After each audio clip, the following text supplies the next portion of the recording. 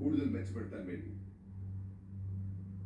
നിങ്ങൾ നടപ്പാക്കാൻ ഉദ്ദേശിക്കുന്ന 5 പുതിയ പദ്ധതികൾ എന്തെല്ലാമായിരിക്കുമെന്ന് പറയുക. ആദ്യം പുതിയ വരൂ.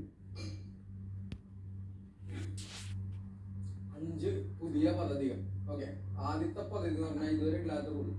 ആ സ്റ്റോർ റൂമിലെ ബെല്ലടിച്ചു കഴിഞ്ഞാൽ ക്യാപ്റ്റൻ മാത്രം പോകും.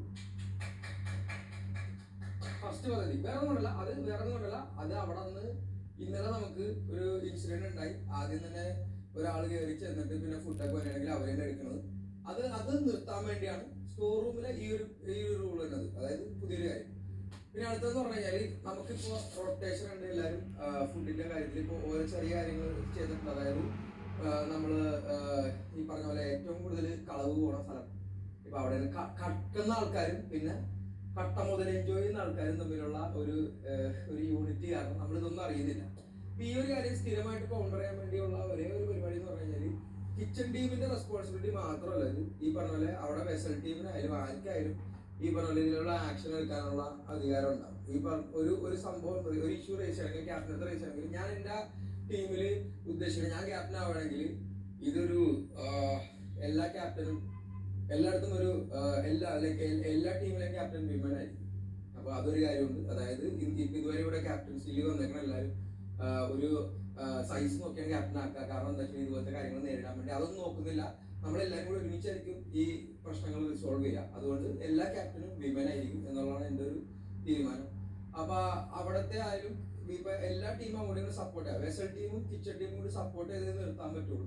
നേരത്തെ ടീമിലുണ്ടായിരുന്നപ്പോ അഭിലാഷ് വരുത്തിയൊരു മാറ്റമാണ് നമ്മൾ എല്ലായിടത്തും കപ്പൊക്കെ കൊണ്ടുപോയി അവിടെ വെക്കാം. എന്നാലും ഇതിൽ കുറെ പ്രശ്നങ്ങളുണ്ട്. പക്ഷെ അത് അതേപോലെ തന്നെ നിലനിർത്തും. ഈ പറഞ്ഞ പോലെ മാറ്റുന്നില്ല. ഫ്ലോർ ടീമിന്റെ റെസ്പോൺസിബിലിറ്റി ആയിരിക്കും അവിടെ എത്തിക്കുക എന്നുള്ളത് ഓരോ സാധനങ്ങൾ. പിന്നെ അടുത്ത ഞാൻ ഉദ്ദേശിച്ച ഒരു ചേഞ്ച് എന്ന് പറഞ്ഞു കഴിഞ്ഞാൽ നമ്മുടെ ഇവിടെ ഏറ്റവും കൂടുതൽ എഫക്റ്റ് ആവുന്നത് നമുക്ക് ഈ പറഞ്ഞ പോലെ ഷോർട്ടേജ് വരുന്നത്. കഴിഞ്ഞ അവിടുത്തെ ടീം നന്നായിട്ട് ചെയ്തു. പക്ഷെ ഈ പ്രാവശ്യം ഇത്തിരി കൂടി മെച്ചപ്പെടുത്താൻ പറ്റും എന്നുള്ളതാണ് ഫുഡിന്റെ കാര്യത്തിൽ ഷോർട്ടേജ്. വെസൽ ടീമിന്റെ കാര്യത്തിൽ ഒരു കാര്യം, അതായത് വെസൽ ടീം എപ്പോഴും ഒരു ആൾക്കാർ കഴുകുന്ന പ്ലേറ്റ്സ് ചിലപ്പോൾ ചിലവർ മര്യാദയ്ക്ക് കഴുകുന്നില്ല.